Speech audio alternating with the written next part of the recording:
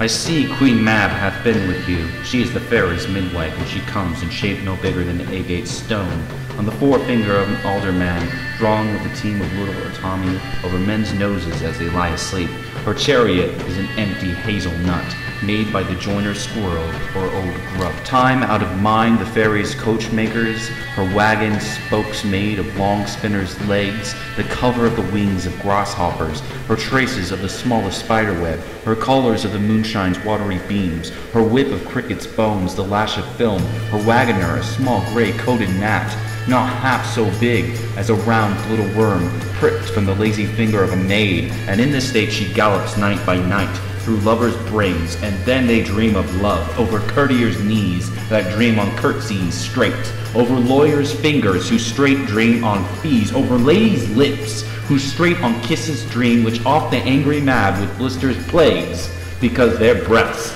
with sweet meats tainted are. Sometimes she gallops over a courtier's nose, and then dreams he of smelling out a suit, and sometimes comes she with a tied pig's tail tickling a parson's nose as a lies asleep, and then dreams he of another benefice. Sometimes she driveth over a soldier's neck, and then dreams he of cutting foreign throats, of breaches, ambuscados, Spanish blades, of healths 5 fathoms deep, and then anon drums in his ears, at which he starts and wakes, and being thus frightened swears a prayer or two, and sleeps again. This is that very Mab that plats the manes of horses in the night, and bakes the elf locks in foul sluttish hairs, which once untangle much misfortune bodes. This is the hag, when maids lie on their backs, that presses them and learns them first to bear, making them women of good carriage. This is she.